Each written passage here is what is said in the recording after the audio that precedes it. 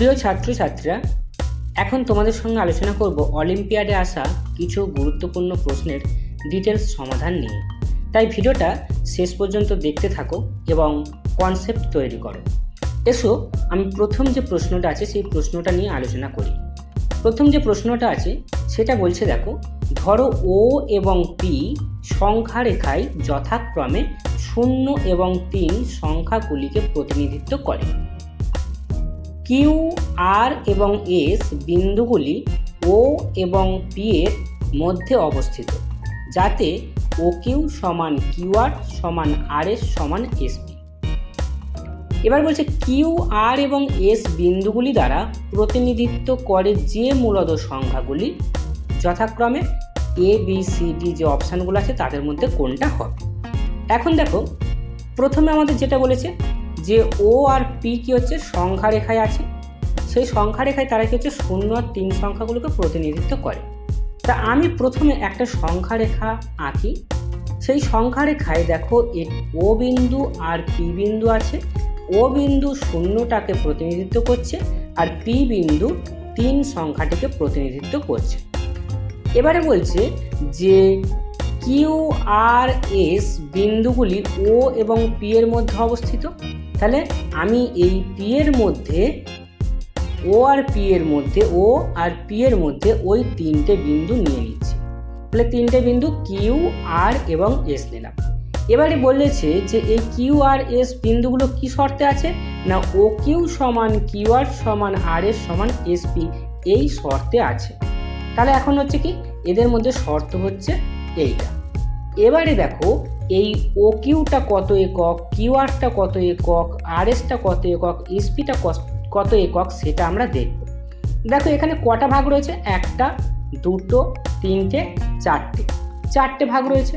আর এটা হচ্ছে কত, ও থেকে পি পর্যন্ত কত একক দূরত্ব না 0 থেকে 3 পর্যন্ত, তার মানে 3 একক দূরত্ব।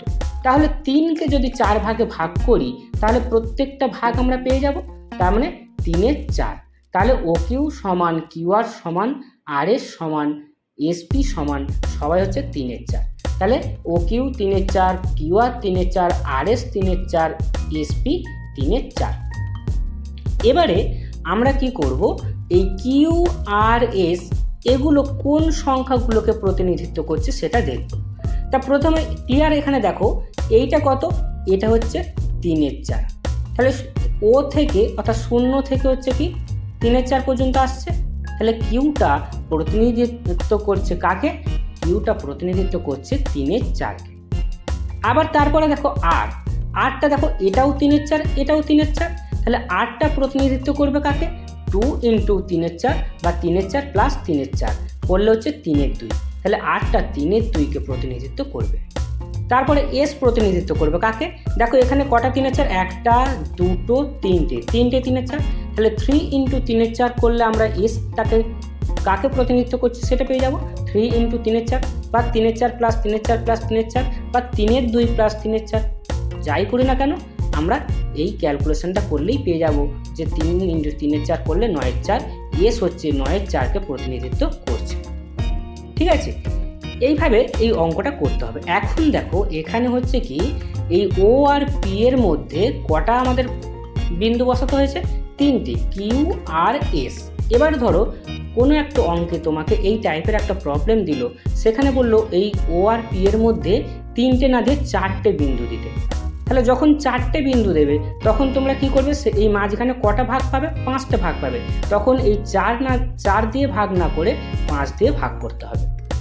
ঠিক আছে, তাহলে এইভাবে কনসেপ্টটা তৈরি করতে হবে। এই অঙ্কটাই যে আসবে তা নয়, এই অঙ্কের টাইপে অন্য অঙ্ক দিতে পারে। সুতরাং কনসেপ্টটা ক্লিয়ার করতে হবে। আমি এখানে কেন 4 দিয়ে ভাগ করলাম, কেন তুমি 5 দিয়ে ভাগ করবে, কেন তুমি 6 দিয়ে ভাগ করবে, এগুলোকে বুঝতে হবে। ঠিক আছে, তাহলে আমাদের অ্যান্সার তাহলে কোনটা হচ্ছে, অ্যান্সার দেখো হচ্ছে কিউটা প্রতিনিধিত্ব করছে 3-এর 4, আরটা প্রতিনিধিত্ব করছে 3-এর 2 আর এসটা প্রতিনিধিত্ব করছে 9-এর 4। অর্থাৎ অপশান বি হচ্ছে আমাদের অ্যান্সার। ঠিক আছে, অঙ্কটা কোনো জায়গায় বুঝতে অসুবিধা হলে অবশ্যই আমাকে কমেন্টে জানাবে। এসো আমরা নেক্সট প্রবলেমটা সলভ করি। নেক্সট প্রবলেমটা দেখো ইংরাজিতে আছে, কিন্তু আমি তোমাদেরকে ডিটেলস একটু বুঝিয়ে দিচ্ছি। দেখো এখানে -3/8 plus 1/7 equal to 1/7 plus -3/8 is an example to show that, মানে এটা কিসের এক্সাম্পল, কিসের উদাহরণ শো করছে সেটা তোমাকে বলতে হবে। দেখো এখানে -3/8 প্লাস 1/7, তার সঙ্গে কি হচ্ছে উল্টে, এটা কি হচ্ছে উল্টে গেছে, দেখো 1/7 সঙ্গে -3/8 হচ্ছে। যখন এরকম হবে অর্থাৎ ধরো এ একটা মূলদ সংখ্যা আছে, তার সঙ্গে বি একটা মূলদ সংখ্যা যোগ করছি, সেটা ইকুয়াল টু যদি বি প্লাস এ হয়, বি প্লাস এ হয় অর্থাৎ এ প্লাস বি আর বি প্লাস এ যদি সমান হয়, তখন সেটাকে আমরা বলি কমিউটেটিভ রুল, ঠিক আছে, বা কমিউটেটিভ প্রপার্টি হোল্ড করছে। তাহলে এখানে আমাদের হচ্ছে কি এ প্লাস বি সমান বি প্লাস এ, সেটাই হচ্ছে। দেখো এইটা প্লাস 1/7 ইকুয়াল টু 1/7 প্লাস -3/8, তাহলে এই প্রপার্টিটাকেই হোল্ড করছে। তার মানে এটা কি হলো, এটা হচ্ছে কমিউটেটিভ প্রপার্টি। তার মানে অপশান সি দেখো অ্যাডিশন অফ রেশনাল নাম্বারস, এখানে রেশনাল নাম্বারসগুলো কি করেছি অ্যাডিশন হয়েছে, যোগ হয়েছে, তাহলে addition of rational numbers is commutative, ঠিক আছে। এবারে দেখো এখানে আরও যে অপশানগুলো আছে, rational numbers are closed under addition, rational numbers are distributive under addition, rational numbers addition of rational numbers is associative. এই সমস্ত প্রপার্টিগুলো সম্পর্কে যদি জানতে চাও তাহলে আমাকে কমেন্টে জানিও। এই সমস্ত প্রপার্টিগুলো ডিটেলসে আলোচনা করে পরবর্তী ভিডিওতে আমি আলোচনা করব, ঠিক আছে। আচ্ছা এবার নেক্সট প্রবলেমটা দেখি। নেক্সটে কি আছে দেখো, নেক্সট বলছে if x plus 0 equal to 0 plus x equal to x which is rational number, মানে এক্সটা হচ্ছে কি একটা রেশনাল নাম্বার বা মূলদ সংখ্যা, দেন 0 ইজ কল্ড, এই জিরোটাকে কি বলবে, ঠিক আছে। দেখো কোনো সংখ্যার সঙ্গে কোনো মূলদ সংখ্যার সঙ্গে যে সংখ্যাটা যোগ করে সেই সংখ্যাটাই পাবো। দেখো এর সঙ্গে আমি যোগ করেছি এক্সের সঙ্গে, এই জিরোটা যোগ করেছি করে এক্স পেয়েছি, তাই তো। তাহলে এই যে সংখ্যাটা ওর সঙ্গে যোগ করা হয়েছে সেটাকে বলা হয়েছে আইডেন্টিটি নাম্বার, ঠিক আছে। তাহলে আইডেন্টিটি নাম্বার, এই জিরোটা তাহলে এখানে হচ্ছে আইডেন্টিটি, কার সাপেক্ষে, এই যে অ্যাডিশান, এখানে কম্পোজিশনটা হয়েছে অ্যাডিশান বা যোগ, এই যোগের কার যোগ, রেশনাল নাম্বারের যোগ, ঠিক আছে। তাহলে রেশনাল নাম্বার যোগের সাপেক্ষে এটা হচ্ছে জিরোটা হচ্ছে অ্যাডিটিভ আইডেন্টিটি।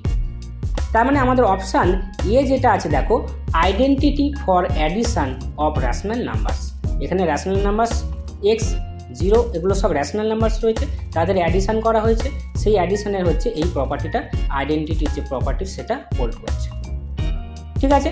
তাহলে বোঝা গেল কোনো সংখ্যার সঙ্গে যে সংখ্যাটা যোগ করলে সেই সংখ্যাটা পাচ্ছি সেটাই হচ্ছে অ্যাডিটিভ আইডেন্টিটি। তাহলে এখানে জিরোটা হচ্ছে অ্যাডিটিভ আইডেন্টিটি, ঠিক আছে। এখানে আরও রয়েছে দেখো additive inverse of x, reciprocal of x, multiplicative inverse of x, ঠিক আছে। এই সমস্ত বিষয়গুলো নিয়ে যদি আলোচনা চাও তাহলে আমাকে কমেন্টে জানিও, এইগুলো নিয়েও আমি ডিটেলসে তোমাদের সঙ্গে আলোচনা করব। তাহলে আমাদের এখন এই প্রশ্নটার অ্যান্সার হলো অপশান এ। ভিডিওটা কেমন লাগলো অবশ্যই কমেন্টে জানিও, আর ভালো লাগলে একটু লাইক শেয়ার ও কমেন্ট করো।